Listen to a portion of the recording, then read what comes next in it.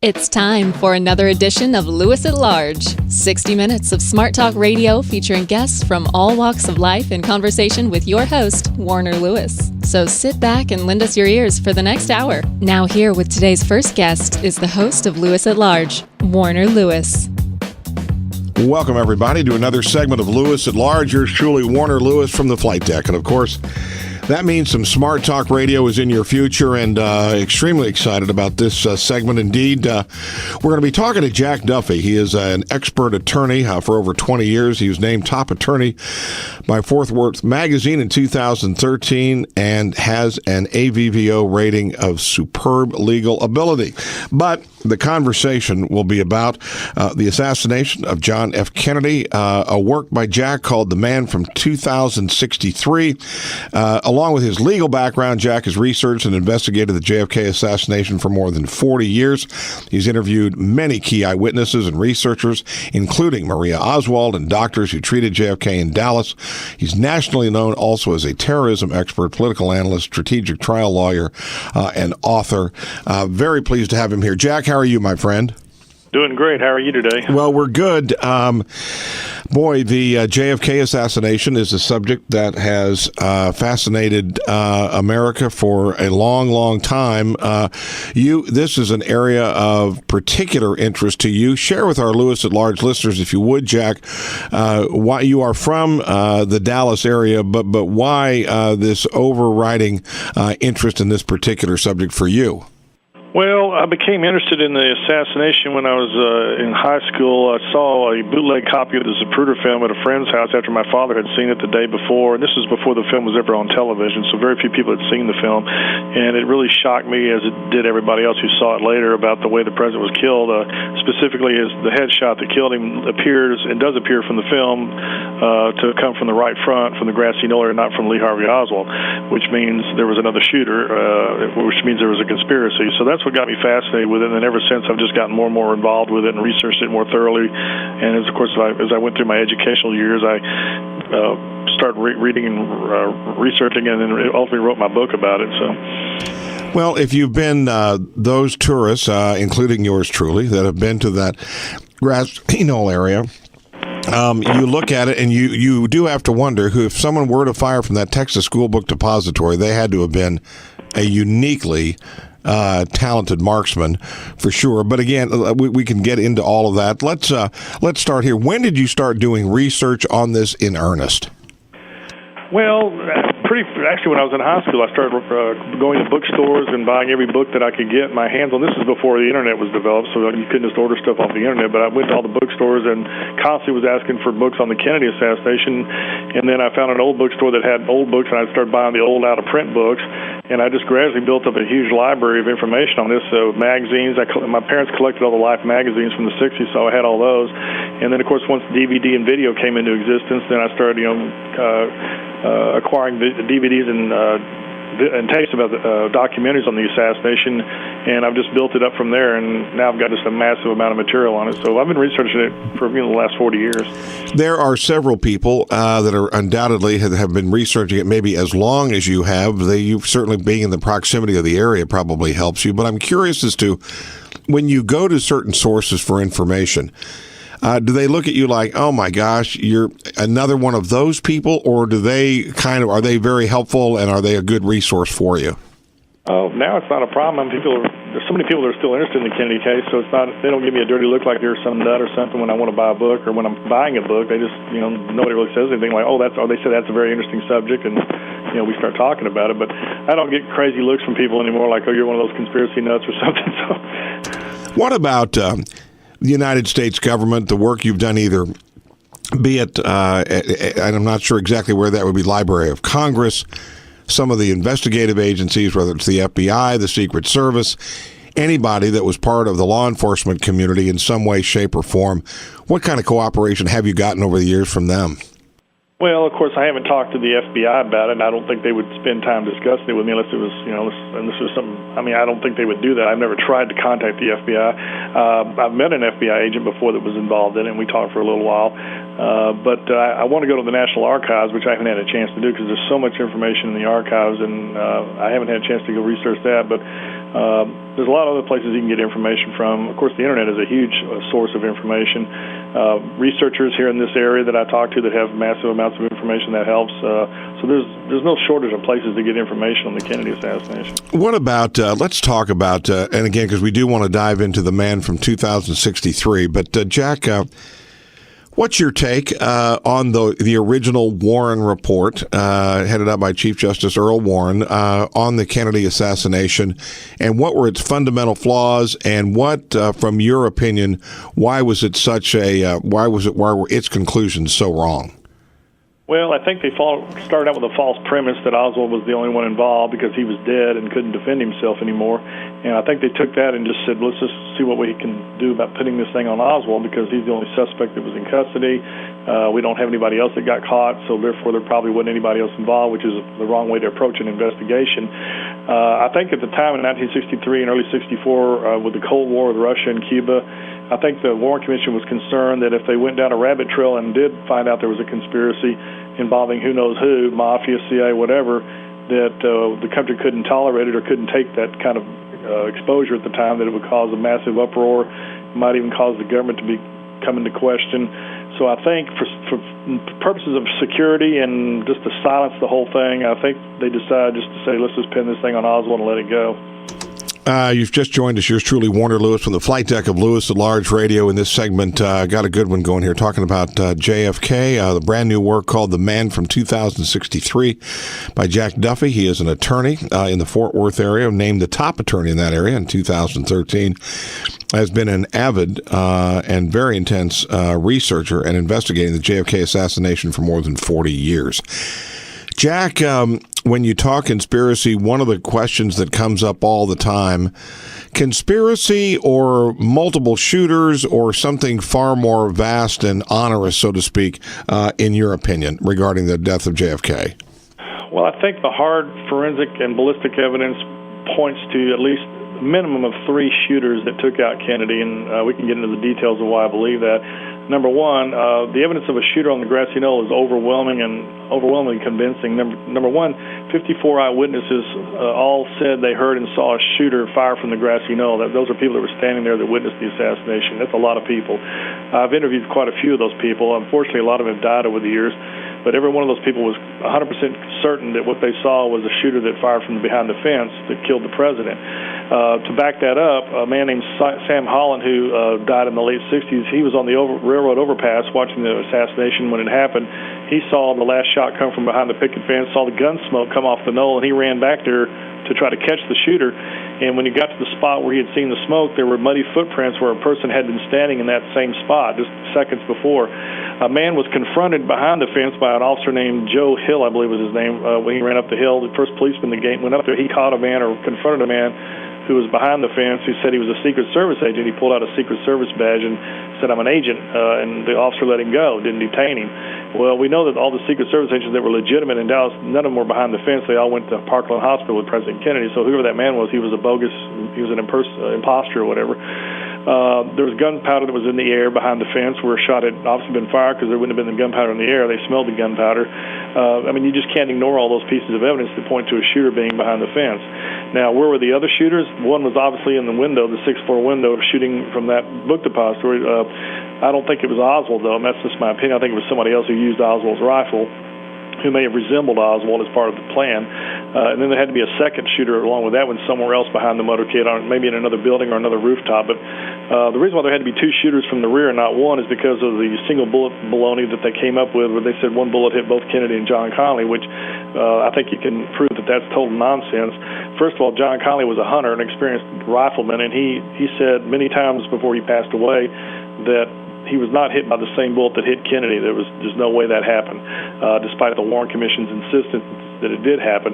The bullet that went through Connally came out on a stretcher, and they call it the magic bullet because it's almost totally in pristine condition. It's not deformed or flattened out, mushroom flattened out like you would expect a bullet to look like when it goes through 2 bones like it did in Connally's body. The surgeon, Robert Shaw, that did the surgery on John Connally, testified that it was, in his opinion, was impossible for one bullet to have gone through both men because of the trajectory that went through Connally would not line up properly with Kennedy's wounds. When they opened up Kennedy's chest at Bethesda, this just came out recently, a technician said that there was no no bullet hole that had gone through and entered his body from the rear, which it would have been there had the bullet traversed his body, like the Warren Commission said. So that the autopsy proved that was wrong. So for all those reasons right there, you have to say there was no way one bullet went through both men. So if one bullet didn't do all the damage, then there had to be a second bullet that was fired by a second gunman from the rear. Jack, one of those of the anti-conspiracy theories say, you know what, there may have been a couple of shooters, but in terms of a long involved conspiracy connecting shooters, the legal community, at some level, the federal authorities, at some level, you can't keep a secret that tight that long. Do you believe that, or do you think this really is something that's got a pretty wide web? Well, they didn't keep it a secret because people who were involved or had knowledge of the plot talked about it, and they all died real fast. Sam Giancana, who was the head of the Chicago mob, bragged years later that the CIA and the mob had killed Kennedy. He was talking about it. And then when the House committee tried to subpoena him to go testify about the assassination in front of Congress, he all of a sudden ended up dead real quick. The mafia killed him in his home. Another mobster named Johnny Roselli, who had been bragging about how the mob and CIA had worked together to wipe out Kennedy, he was being subpoenaed to Washington by the same committee. He ended up being killed by the mafia in Miami. They killed him and chopped him up in pieces and dumped him in the bay. Charles Nicoletti, who was a hitman for Giancana, who was rumored to have been in Dallas on the day that Kennedy was killed, he was being subpoenaed to Washington. They killed him as well in Chicago. So you have three key organized crime figures who all died by violent death, who were under subpoena by the federal government for the Kennedy assassination. Now, I believe in coincidence up to a point, but that defies probability when you have three key people all killed real quickly like that. Jack, okay, with that, we'll save a couple of these questions for a little bit later. But in particular, do you believe that Kennedy was aware of the possibility of an act like this? I mean, you always are, I'm sure, as the President of the United States, but in particular, any reason to think that Dallas would necessarily be more dangerous than anywhere else? Well, there were several attempts to kill Kennedy before Dallas. I don't know if you're aware of that. They were going to kill him in Chicago. They exposed the plot to shoot him from a hotel there in Chicago when he was going to be in a motorcade. They canceled the motorcade because they found out about the gunmen where they were going to be located. They never caught the gun, but they found their guns in a hotel room with the motorcade route on a map. So they know there was a plan to shoot him there. And then he was supposed to have been shot in Tampa, Florida, and that plan got blown apart because they found out about that. There was another plot to kill him in Miami when he went to the Orange Bowl, so they flew him into Miami on a helicopter instead of a motorcade. So I don't know if they told President Kennedy about these attempts on his life. They probably did. I would think they would have. But if they did, then he apparently didn't care too much about the danger or didn't think it was going to be that big a deal because he obviously got into open cars in Texas. And, why would you do that if you knew about potential threats on your life? You've been researching this Kennedy assassination and the events surrounding it for a long, long time.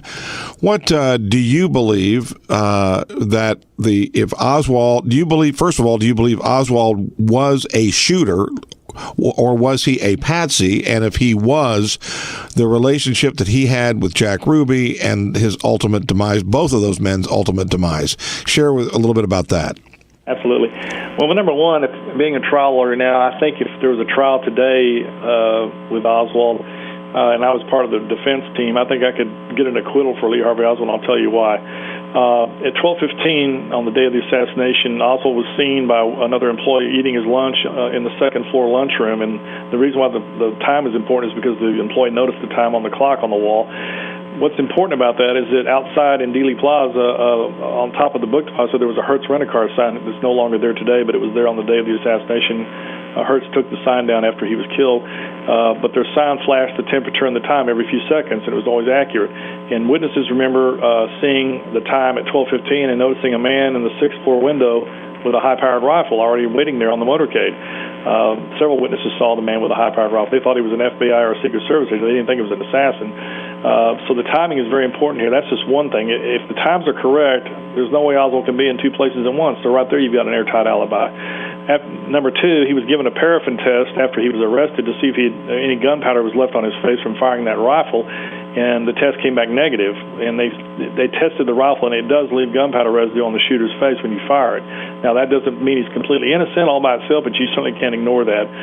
Number three, if he did kill Kennedy, he had to go down 4 flights of stairs to get to the second floor lunchroom where he was seen 90 seconds after the shots. People that were coming down the stairs at the exact time he would have been coming down did not see him come down the stairs. Number four, he was seen, or a lady named Geraldine Reed, who was a supervisor in the book department, so she's dead now, but she was interviewed by a friend of mine named Robert Groden, who's one of the top researchers in the world on the Kennedy case.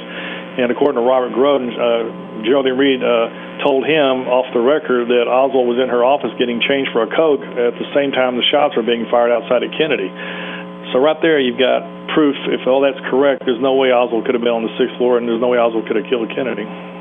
Any particular reason, Jack, why a place and a situation as public as Daley Plaza, with media, with lots of law enforcement authority, lots of people there, that they would choose that place for an assassination when the risk of cameras and being exposed would have been much greater, I would think, than a more quiet or private setting? Well, they did pick the perfect place because it was right at the end of the motorcade where the crowds had thinned out. There was not nearly as many witnesses there as there would have been if they'd shot him in downtown, where there were hundreds and hundreds and thousands of people there. They probably figured, well, somebody may actually, film this. There may be some films made of it, but we don't care because we've got it all planned out how it's going to go down. All they cared about was making sure their gunman got away without getting caught, and I think they used Secret Service credentials to accomplish that. But yeah, there were many films made of the assassination. The most famous, of course, is Zapruder's film, which thank God he took that film, because we would not have a complete record of what happened to the president had he not taken that film. A lot of people had their film taken away, by the way, and never got it back. A lady named Beverly Oliver, who's a friend of mine, she was a witness to the assassination. She actually filmed the motorcade from the other side. Her film caught the grassy knoll area, and she told me that she knows for a fact that she filmed the shooter on the knoll. She saw the flash of the gun go off, and she knew she had filmed it in her movie camera. Before she could get the film developed, though, she had it taken away by the FBI, who came to her place of work and said, "We want your film lady." We found out she took films and we want it, and she gave them the camera with the film in it, and it's never been seen to this day. The Nix film disappeared conveniently. The original has disappeared up in New York. That's the only other film that shows the grassy knoll. Mr. Nix, unfortunately, had the wrong kind of lens on his camera to flush out the background, so it's very difficult to see what's back there, but you can see some movement on the film like there is a shooter.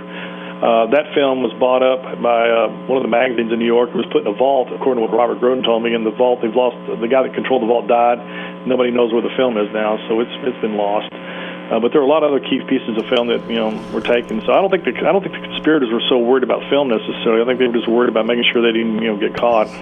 Okay, so with all this big buildup here, lots of things going on, potentially lots of people involved, and certainly lots of entities involved.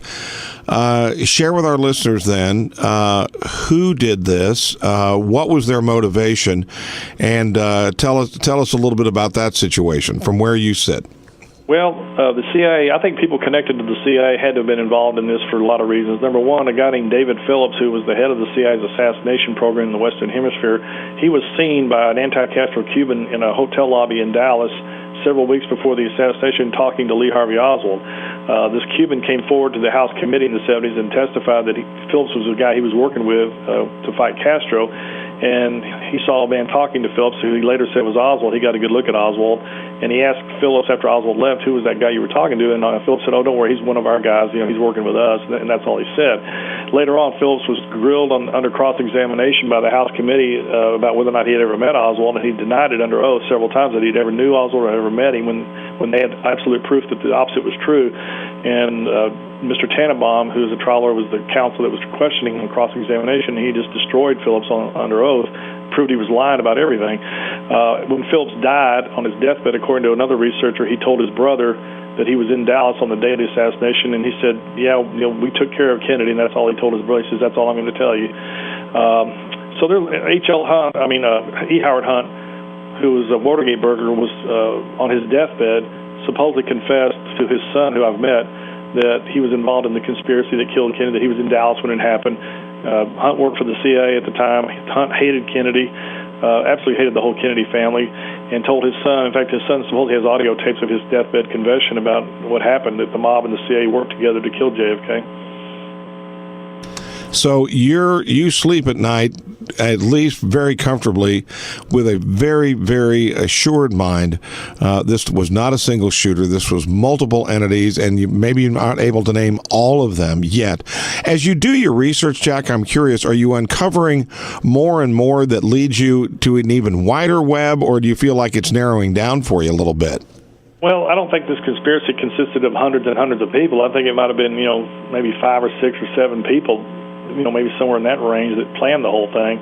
And then I think a lot of those people died or were killed off to shut them up by the bigger boys. I hate to say this, but I think President Lyndon Johnson was involved in it or knew about it ahead of time, because I talked to his mistress in Dallas several years ago, and she told me that Johnson made a comment the day before it happened that the Kennedys would never embarrass him again after tomorrow. And she didn't know what he was talking about. And he said, just wait and see. And then, of course, the next day the president was killed. And then she started thinking about what Johnson had told her. And she said Johnson eventually opened up to her that it was the government and the mob that did it, and that's all you need to know.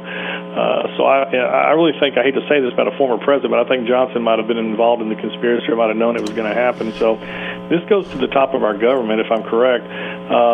They killed many, many people. I don't know if you're aware of this thing. 75 witnesses died over about a 10-year period. None of them died a natural death. None of them died when they were old. They were all murdered or committed suicide or died in strange accidents. And when you do a probability analysis of that, it defies probability. It's like a 1 trillion times 1 trillion, the odds of all these people dying without any foul play being involved or any conspiracy being involved. So it defies mathematical probability that all these people would die so suddenly.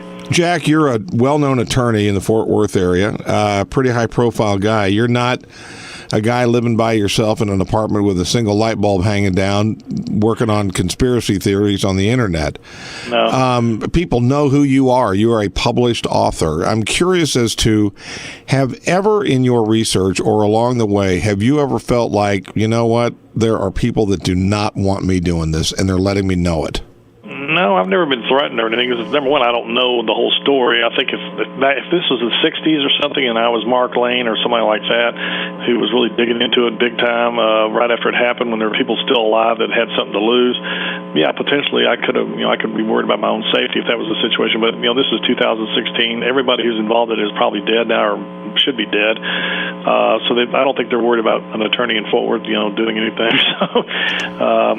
But no, I've never been threatened by anybody. Do you think the Kennedy family as a whole, do you think they know what happened?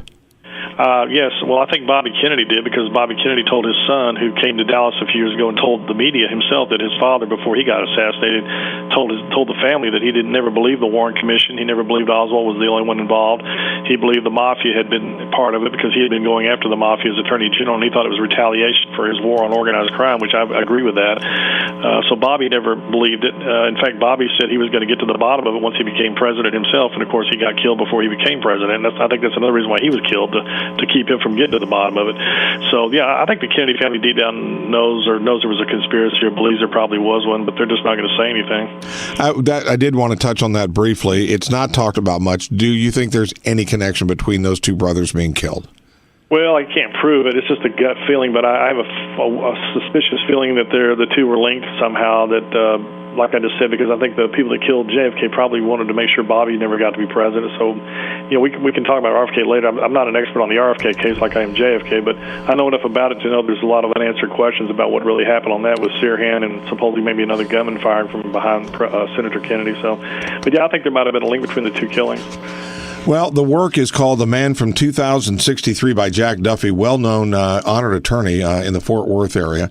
And Jack, if you would share with our Lewis at Large listeners how people can not only get a copy of The Man from 2063, but also find out a little bit more about you and the research you're doing on JFK's death. Sure. I have a website called themanfrom2063.com, which tells a lot about me and my research and a lot of stuff about the book. They can log on and find out information that way. They can get the book through Amazon, Amazon.com, or they can buy it from Barnes & Noble or from the publisher Tate Publishing in Oklahoma. So it's available in paperback and Kindle and audiobook, too. Well, we appreciate you being on and appreciate the subject. And we have not talked much on this show, certainly recently, about the Kennedy assassination. It's one that still keeps people interested for sure, and best of luck to you, and would like to have you on again sometime. Yeah, there's so much more to talk about. Maybe we can do another show sometime. Indeed, would love to do that for sure. Thanks so much again for spending time with us today. You're welcome. Thank you. You bet. We will be back with more right after this on Lewis at Large.